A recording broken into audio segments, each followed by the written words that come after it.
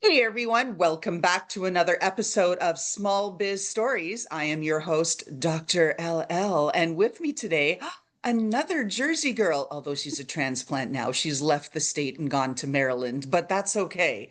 We've got Natalia Zacharin, and she is all about debt and managing it and finding money in your business and just really being smarter about money. And who doesn't need to learn about that? So, hey, Natalia, welcome to the show.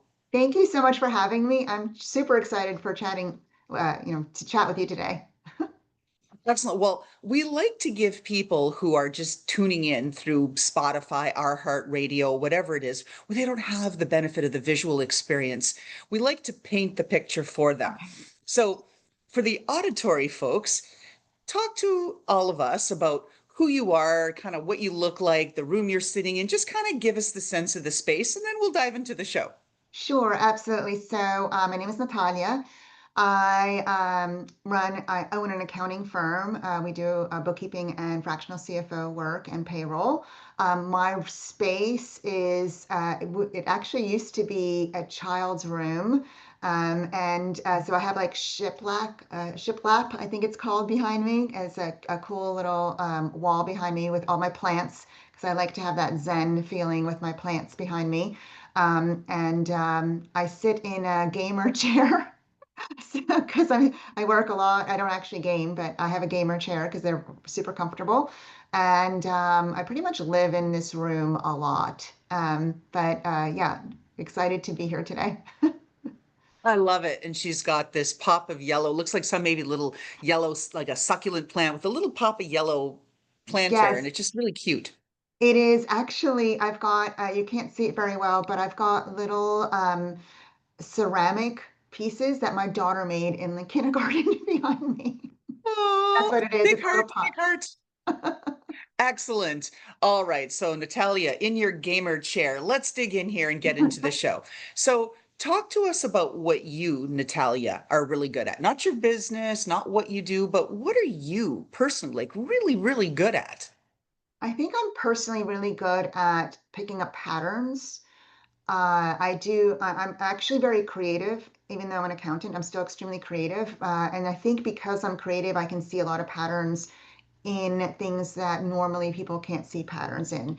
Uh, my favorite creative projects are I garden a lot. I used to be a Mm. master gardener and a master naturalist.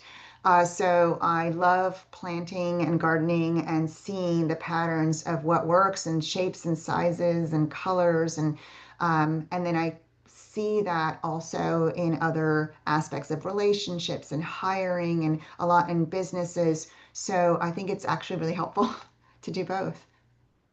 See, that's why I like to ask this question because A, everybody's got some superpower, some amazing strength. And B, there's always a way to take what you think might be really tangential, like, oh, okay, I plant things and I know about gardening, but Mhm. how it applies to everything from rejuvenation and restoration and resilience, right? As an entrepreneur on this bumpy journey to thinking about looking at things a little differently. So I love Yes, it. So I like to yes, ask it.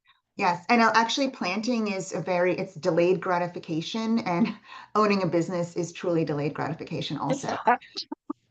Well said. Oh my goodness, that's about the size of it there. Absolutely.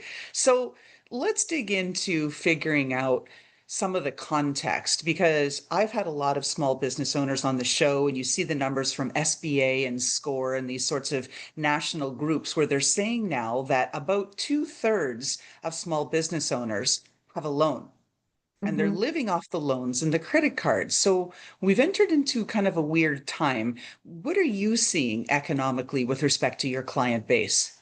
Yes, I think a lot of people took advantage of the EIDL loan. And so typically where you would have someone that would feel like they don't need a loan or they want to not have a loan, and then they're they felt like it was like this gift of 3% of having this a large amount of money that they can overcome the 3% easily by building their business. But you have to have a lot of strategy to really overcome that.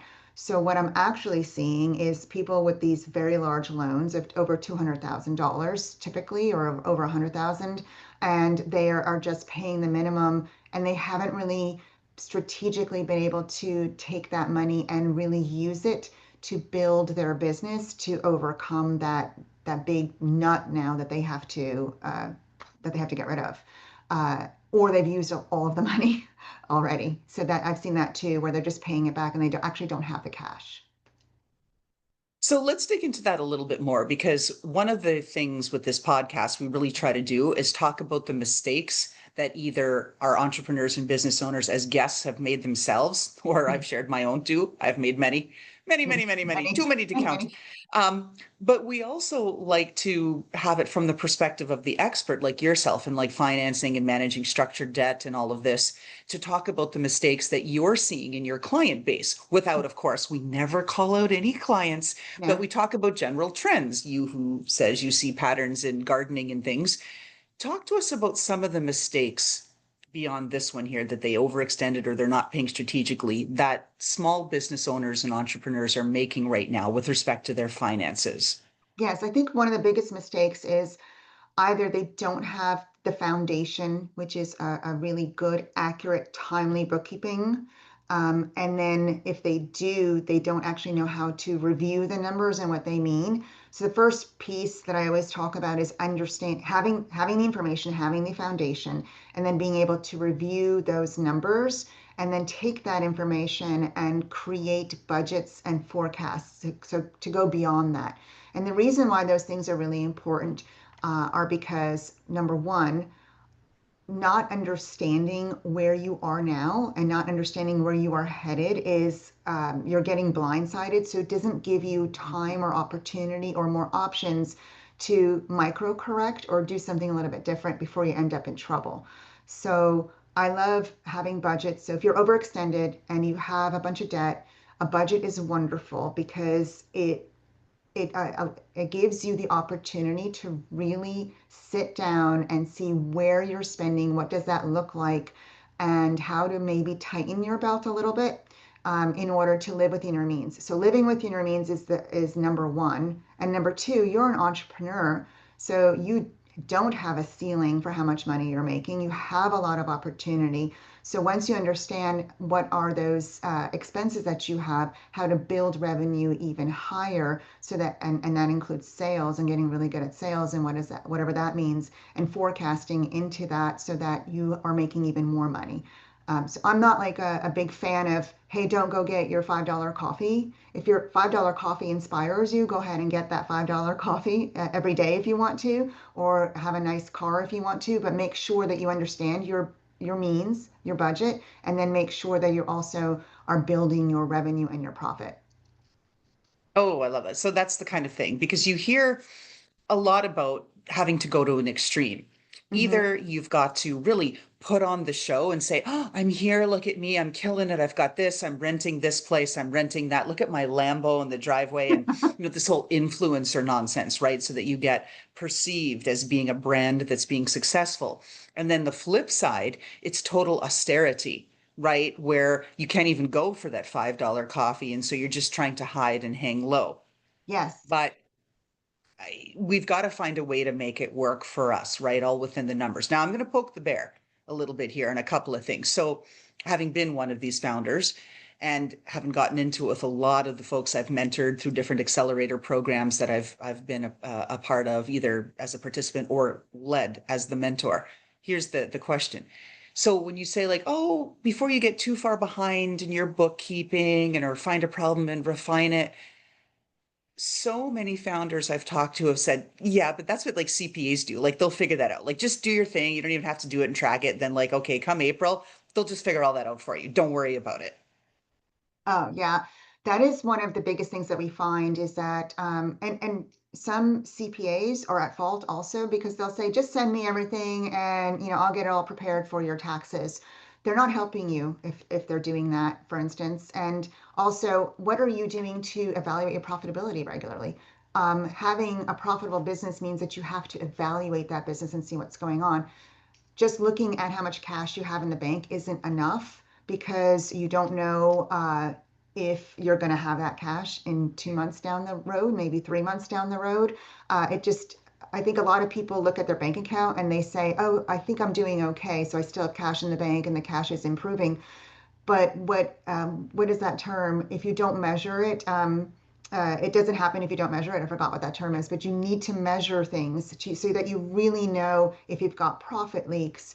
Maybe you can be doing a lot better, or maybe you're not profitable at all and you have cash in the bank because you keep investing money back into your business. I've seen that too.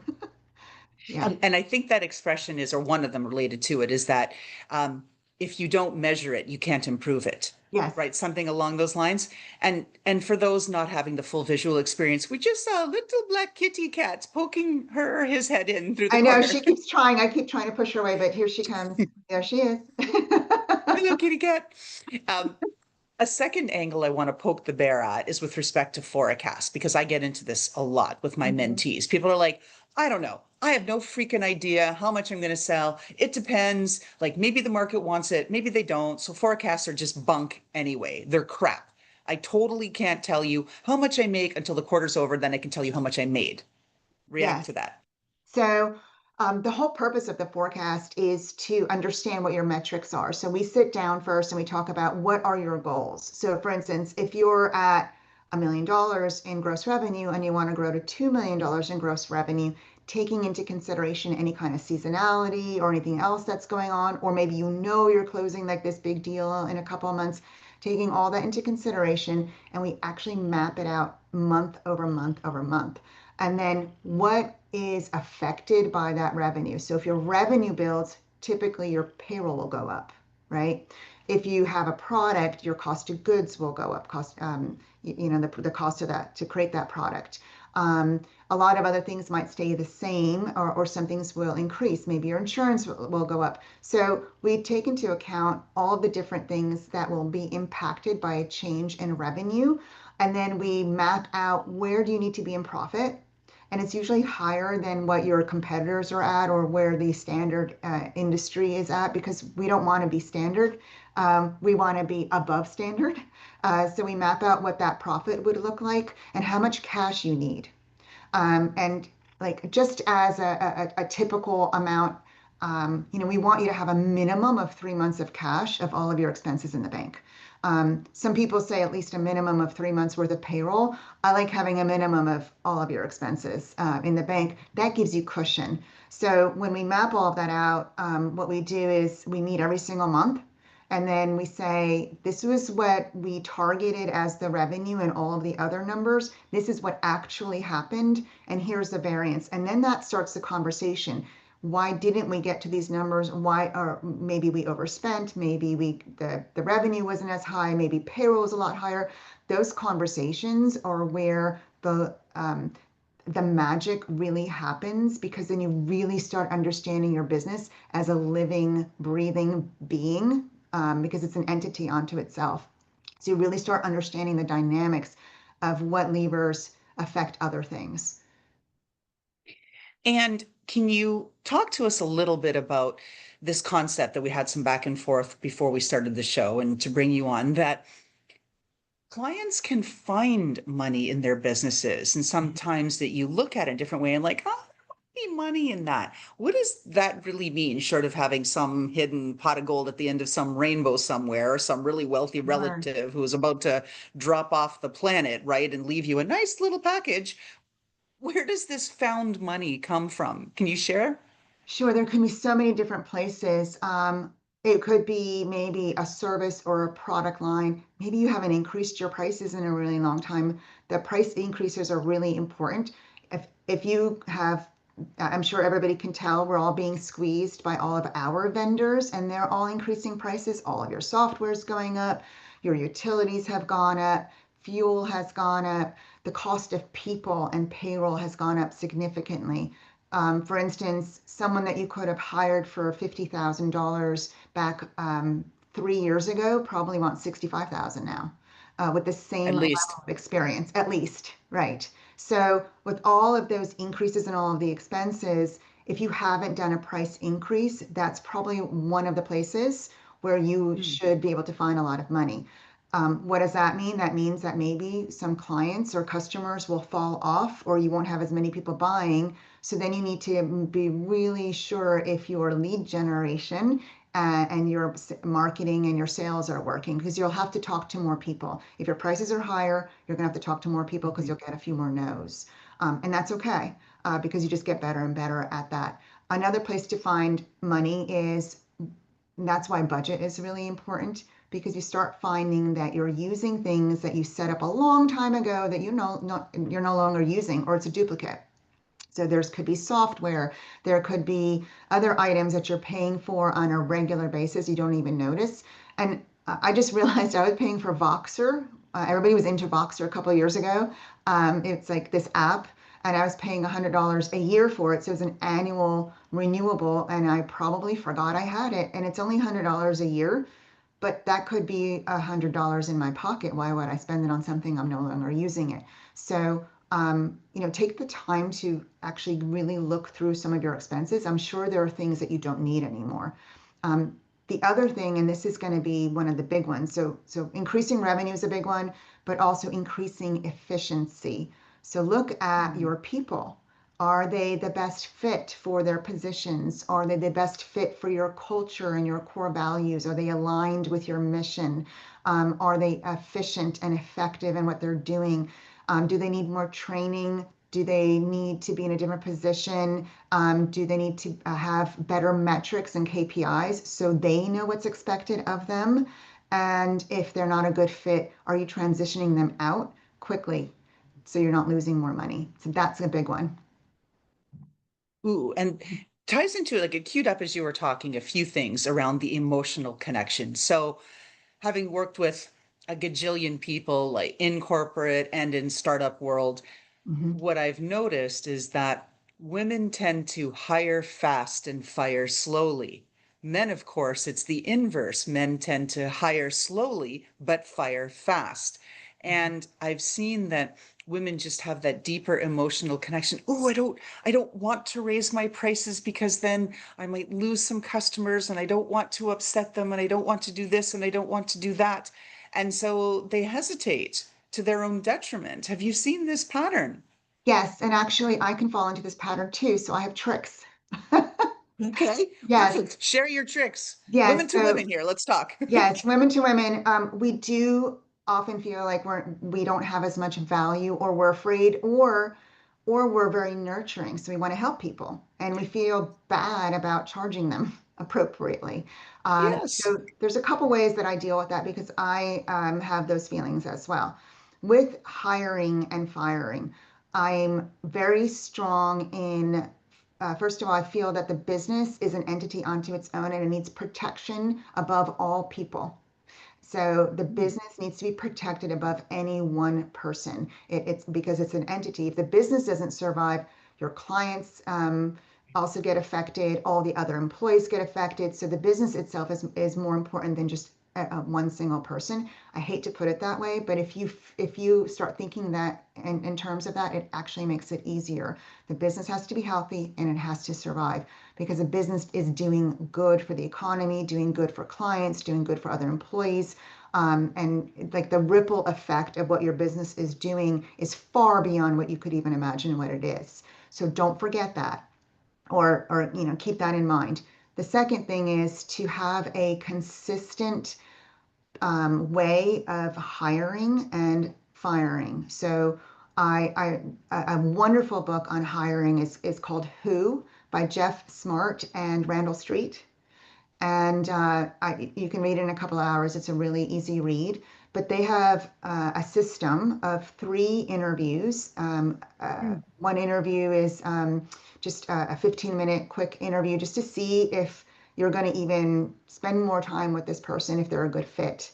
The second interview is a normal chronological interview. Usually it takes an hour. The third interview is going to be more of a technical interview, or to ask some of the other questions. But the questions in that book are geared to keep asking basically the same thing and to look for patterns. We were talking about patterns earlier. So you can see patterns in how they're responding, but it gives you a system of making decisions so you don't make a decision emotionally. And there have been times where I've had candidates try to pressure me, or I've because they Oh, say, "Oh, I have a lot of interviews and I'm about to like accept this interview." I never veer away from my 3 interviews. I will. maybe speed them up and have them all in 1 week instead of spreading them out. But I never not do them because once I did and it was a bad hire. It was not a good fit for us. So I never veer away from those 3 interviews. I ask those questions. I've added some of my own. And I also do a personality test to see how they're wired, to see if they're a good fit for that position. And then still knowing that I can't ever test for or know work ethic or character. And Yeah. so those things will come out in the first 30 days, maybe even sooner in 2 weeks. And so then we always make sure to give them a little bit of work in the beginning, when we decide to hire them. And we can tell within about 2 weeks if we're on the fence or not. And I've never been on the fence and gone back and said, oh, they're going to be amazing. I've always been on the fence and eventually had to transition them out. And we've gotten faster and faster. And that also, I really lean on my core values and on the mission and the vision of the business. Are they aligned with that? The core values are really important to me, and it makes making the decision a lot less emotional. My first 3 core values are integrity, accuracy, and excellence. And I can't tell you how many times where integrity was lacking. I could tell that they weren't honest with me. They got to go immediately. That's it. No second chances. Um, Yeah, no, you can't mess around with numbers and stuff and integrity or counting yeah. clients. It's like, yeah, was that a decimal place there? No, I don't think so. Right. Yes. Oh, well, right. I'm just going to give Drama. myself a little extra on the side. Right. Yes, exactly. Drama, gossip, out right away, immediately. That those are killers. They're culture killers in your business. So that is not allowed. Now, I will have a discussion and give someone a chance because you never know, they might be going through something. So I always give someone a chance if something happens. Um, but usually they're showing you who they are already, just like in a relationship. Just like if you're dating, they're I, showing you who they are, and you're not doing them a favor by keeping them in your company if they're not a good fit. They know they're not a good fit if they're not. So you're not doing them a favor by keeping them there. If they get transitioned out, they're forced to find something else that's a better fit for them. And I truly believe that the universe is always aligning us in the right place. I mean, I've been the reason I started my business is because I had a company that didn't want me to stay there with them, and I was very upset. I was very hardworking. I really wanted to stay, but if I had stayed there, I wouldn't have built what I built. I didn't belong there. oh, I have not belonged in a lot of places, Natalia. So I hear you. I see Yeah. you. Yes, yes, yes. Now, on this whole thing with pairing hiring along the principles of your core values, the company's values, the mission, and having that. I also think it's more than just a yardstick to be able to say that the candidate is or is not hitting that yardstick. I think it's absolutely essential in today's litigious society where you've got to show and demonstrate, well, what does your not a fit mean, right? You have to Mhm. show it or you're going to have lawsuits. And who has time for all that? Yes. Oh, 2 things. One is, and no one ever told me about this, and I found out about it accidentally. Employment practices liability insurance, EPLI, is extremely important for you to have that insurance as an employer that will protect you. It's not that expensive. I think it costs me about 5,000 a year, and it protects us for over $1 million in any type of situations where an employee might sue us. So do protect yourself with a really good insurance policy. The other thing is performance reviews. There's no reason to wait for 6 months for performance reviews. We start conducting reviews in the first 30 days. And we found that when we didn't do this and something got dropped, then we had an issue where we were afraid that something wasn't going to, turn out. And the person was actually using very litigious language with us, and they were not a Mm, good fit. Sorry, she's now the other cat decided to step in. she's cute too. um, but we were very concerned about that. And so we ended up keeping this person on for a much longer time period. It was extremely expensive. It was stressful. And if we had just conducted that performance review in the very beginning, a lot of that would have been avoided. Oh, it's just so key. Plus, it's also where that's the trend. People want to have the performance feedback as soon as possible and ideally in the moment. I mean, done privately, not in a group like, hey, Yes. Laurelyn, you should have done this there. Like, but right after, Laurelyn, I noticed something, right? Because we, for the most part, if we're in a job, we want to keep our job. And that means we've got to figure out how we can do things differently or better, right? So that we're Yes. aligned more with our supervisors or the organization's needs. So it makes good sense all the way around. Yes. As we're getting close to the end of our podcast here, a couple more questions. If you looked at all of the business schools out there and they've got all these candidates being pumped out, right, from bachelor's in business to MBA, and they're coming into the marketplace, what do you think business schools should be teaching in the curriculum? Either teaching it Oh. because it's not there or teaching it better because they're coming into the workforce and you're like, you're not ready. Definitely a lot more information about how to understand financials, Mm, how to read them, how to analyze them, how to understand them, maybe even how to put them together. I don't think that people like that is a great thing to outsource to someone that really understands. I don't think that as a business owner that you should necessarily take the time to learn your own bookkeeping because that takes a lot of time. And your job as the owner is to build revenue, business development, to build the business. You're already getting pulled in a million different directions, and also to have time to do things that bring you joy. So there's that. there's that too. So don't overwhelm yourself. It takes a lot of time and a lot of practice to really learn that. But if you can learn the basics in business school of how to read financials, I think that would be really beneficial.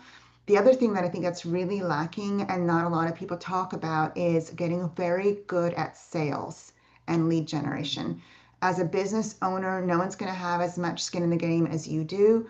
And if you don't know how to sell your own services or your own product, it's going to be hard to teach someone else or to know if they're doing a good job for you. So you have to get really good at sales to have a very successful business. Sales drives everything. Oh, yeah. And I've seen this. So many founders really just get so overwhelmed with lead generation. So we'll outsource it to marketing company ABC, who has the coolest new whatever gizmo technology, guaranteed to bring you whatever X number of leads, right? And then, but I see so many founders outsourcing the sales of their Mhm. products and services. Even I did that, and I've been in sales and marketing. It's like, oh, I'm doing so much. I'm building the technology. I'm building this e-learning platform. I'm doing this. I'm doing that. Talk about very bad business and financial decisions, but that's time for another story. And so I said, oh, okay, this person's in education. They can really help me sell. They have the content. I spent a fortune and got nothing. And then I was like, why am I having you sell what I've built and put my heart and soul into? You don't even really fully understand it, and you're not trying to understand it. So toodles, right? Yeah. And since then, it's been a different story. Yes, sales is a very different hire and marketing as well. And I really think that as the founder, you really have to understand both. I'm sorry, Yep. it stinks. I know that you're good at what you do and you don't like sales. A lot of us hate sales. But think of it this way is that sales and marketing bring clients and customers to you who don't know you. There Right. are people out there that need you. You're doing something amazing, and they need you and they're looking for you. So they need to be able to find you. And I would think about it that way. And you do have to get really good at sales and marketing yourself before you know how to hire someone. And I would even go so far as to say you shouldn't be hiring sales and marketing before you are at least 750,000 in gross revenue on a regular basis Well, annually. that's, I think, a good guide metric right there. I mean, I Yeah. haven't actually ever had anyone state what's that line, right? Where does it start to be more cost effective to have a salesperson come to your team? So I think that's Mhm. really, like I said, an Yeah, incredible metric to be able to aim for. Now, as we're wrapping up our show, Natalia, where can folks find you?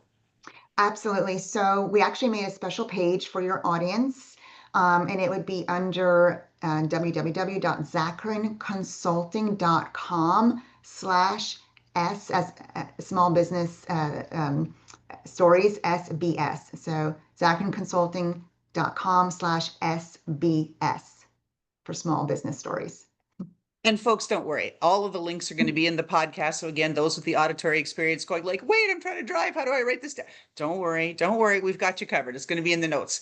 Yes. And We, are you active on LinkedIn or other platforms? Sorry, go ahead, We are. Natalia. I did want to say that I forgot to mention we have a couple of free giveaways on that page for your audience as well. We have two PDFs. One is 7 ways to find more money in your business now. We started talking about some of those things, and there's more information there. And then the ultimate checklist for a financially successful business.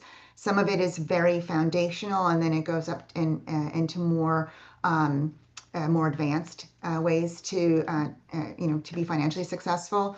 And then the third link is to schedule a strategy session for a financial consultation with us if you want to do that. And then yes, we're on LinkedIn under Grow Your Bottom Line or Natalia Zacharin. We're on Instagram under Grow Your Bottom Line and on Facebook under Zacharin Consulting. Okay, so folks, you can find Natalia and her company and all these wonderful things. All right, we're going to bring it home with our signature question. If Oh, we got to peek into your closet, right? Because like especially women, we love to peek in other women's closets, right? Like we like to know what's in there. Talk to us about the type of footwear. Maybe it's boots, shoes, something else. Maybe it's an accessory. Maybe you're a scarf girl. Maybe you're a glitter girl or some kind of clothes, something that personifies who you are. Natalia Zacharin, right? You're a this, you're a that. And when you wear that, like you're on fire because that is so you. Talk to us about what we're looking at and why it's so Natalia. I'm a clothes horse. I have a lot of clothes that I love. Um, I exercise diligently so I can fit into clothes that I've had for decades. So that's been key. That's why I have a lot of clothes because I don't tend to get rid of a lot of it. Um, I love putting things together. So sometimes I'm like, oh, I want to wear those red shoes, and then I find the outfit after the shoes. So the shoes just give it a pop. I think I've got like probably 100 pair of shoes, some of which I can't even really wear very well because now my feet are starting to bother me. I still love them. And then I would be, I'm just as comfortable getting into a long gown, going to a black tie affair as I am putting on hiking boots and, sleeping overnight in a tent and backpacking in a mountain. So I do all of it and I love all of it. So I've got a lot of different things for every event. Excellent. I love it so that you are like, a woman ready for anything and everything, right? That's what I'm hearing. Yes, yeah, I actually have a scouting background. That's probably why. Always ready. Well, see, there you go. I went to Girl Scouts but didn't complete Girl Scouts because here's why. Funny little story. We were doing the outdoor survival and it was, to earn your badge, we had to be out there 7 days and whatever, some godforsaken mosquito swamp infested, like in the depths of Canada, okay? Like so like nasty, nasty, nastiness where the mosquitoes are bigger than birds, right? And we were out there, long story less long, is that all of the tawny owls and the Girl Scout, guides and stuff, the leaders of the pack, they were out there having the bonfire. They sent us all us gals to bed and they were trying to open their wine bottles. And they're like, damn it, we didn't bring a bottle opener. What are we going to do? What are we going to do? And so I poked my head out of the tent because, of course, I was still awake. I'm a total night owl. And I'm like, I can open your wine with just a towel and a tree. And they're like, what? I'm like, okay, but here's the deal.